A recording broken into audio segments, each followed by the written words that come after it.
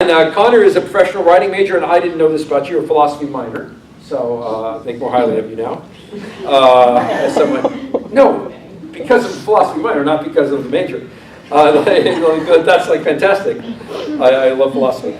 He's a freelance writer and has published, I think, 7,000 different pieces. No, 200. Is that right? Yeah, over 200. Over 200 separate pieces, including a recent review of Heroes of Tolkien by David Day. He's blessed us several times before with talks here.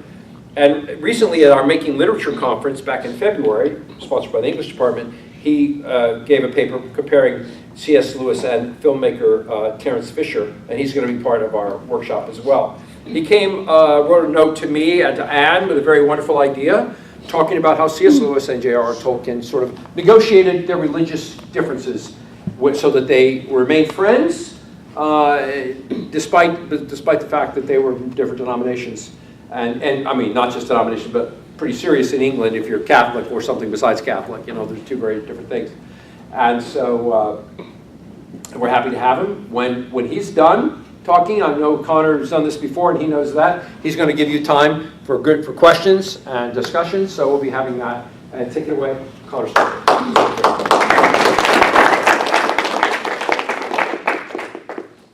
Thank you. Is this loud enough, or should I take it up a little higher? Everybody can hear me? Yes. All right, great. And here we go. No stopping now. As a character in the Screwtape Letters might say, religious division is at a premium these days. And in such times, it's helpful to look at past Christians who found ways to overcome their differences. C.S. Lewis and J.R.R. Tolkien present a great example of this because their famous friendship existed in tension with their denominational beliefs.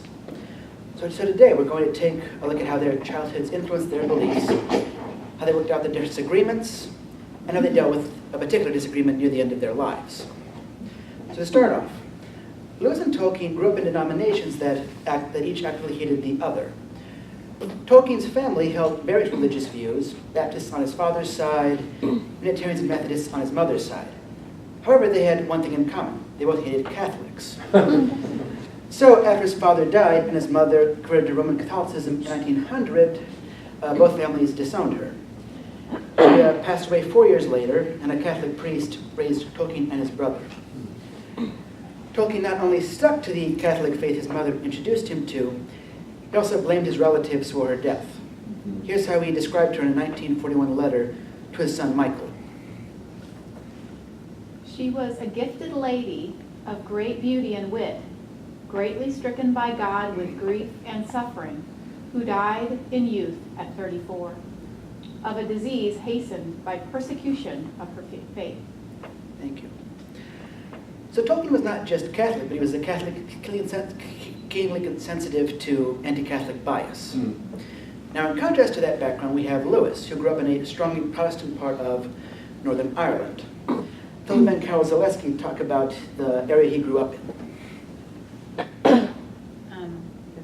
Yeah. The countries that made up the Ulster region in the north were predominantly Protestant, home to Church of Ireland and Anglicans and Presbyterian Ulster Scots, groups not always in harmony with each other, but ready to close ranks against their Catholic neighbors. So, strong anti-Catholic sentiment. And so when Lewis and Tolkien first met each other at Oxford in 1926, they quickly found out that they came from these two very different backgrounds that hated the other. Not only that, but they were in different academic departments that didn't like each other much either. Lewis puts it this way in his memoir, Surprised by Joy. At my first coming into the world, I had been implicitly warned never to trust a papist, and at my first coming into the English faculty, explicitly never to trust a philologist.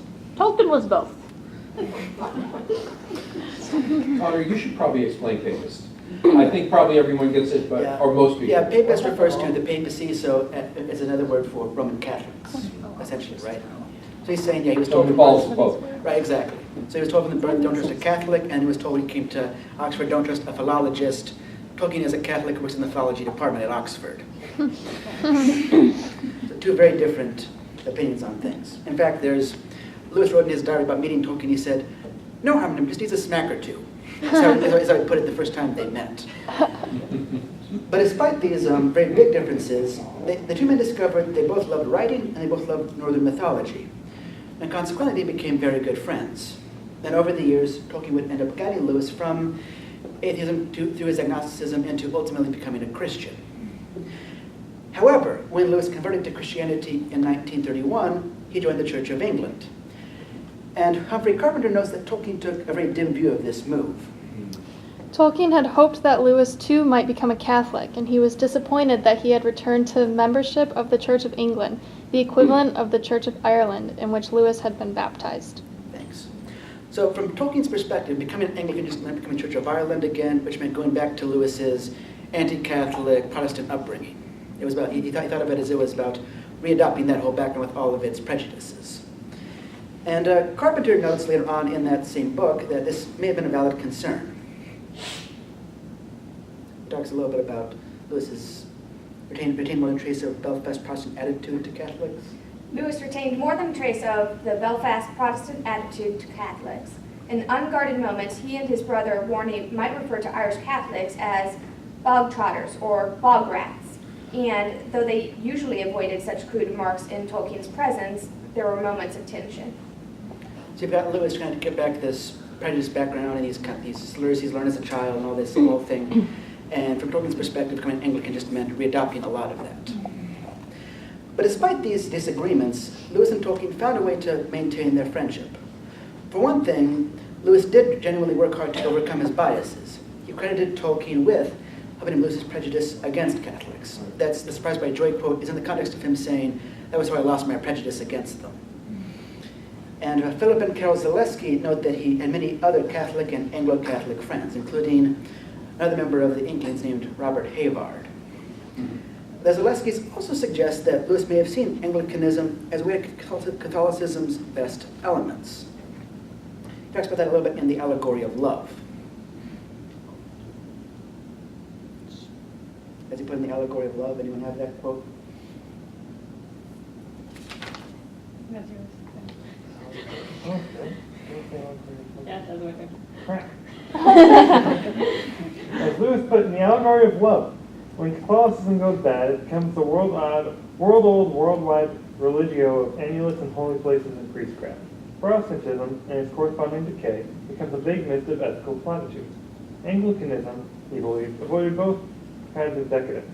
As an Anglican, one could be Catholic without idolatry, Protestant without impoverishment, and Orthodox where it really mattered. Thank you. So you could argue equally that for Lewis, being Anglican was all about kind of trying to get some of the best elements of the liturgy of the Catholic Church, but without the things he had issues with. Now, in addition to overcoming their biases, Lewis and Tolkien, they also defined their friendship in ways that allowed for constructive disagreement. Carpenter points out that Lewis believed friendship thrives not so much on agreeing about the answers, as much on agreeing what are the important questions. Certainly, as Christians, Lewis and Tolkien had some basic beliefs in common. But for some areas, though, they could agree a certain topic was important, and as friends respected each other, they could freely argue about which stance they each took on it. And that attitude extended to the Inklings, the literary group they were both a part of. Many of the Inklings' meetings had an antagonistic quality, where members critiqued each other's writing or debated their beliefs and took a certain pleasure in fighting it out and being kind of pushing each other to really think about things. Tolkien describes a 1944 Inklings meeting where Lewis and his friend Owen Barfield had an argument, and he calls it a most amusing and highly contentious evening. So that's sort of. Lewis talks about a different meeting where they got into a discussion about how to interpret Matthew 7:14. It's him with Williams, Tolkien, and another friend named Christopher Wren. I had a pleasant evening on Thursday with Williams, Tolkien, and Wren, during which Wren almost seriously expressed a desire to burn Williams, or at least maintained that the conversations with Williams enabled him to understand how inquisitors had felt it right to burn people. Tolkien and I agreed afterwards that we just knew what he meant, that as some people at school are eminently kickable, so Williams is eminently combustible. So you've got this sort of friendly aggression of friends who respect each other, but within that they're okay with kind of pushing each other, making fun of each other a little bit, arguing things out. And that kind of helped them deal with their various differences about different things. They kind of leaned into their differences a little bit. And this mix of friendly disagreement with mutual respect worked well until Lewis did something Tolkien really did not approve of. He got married.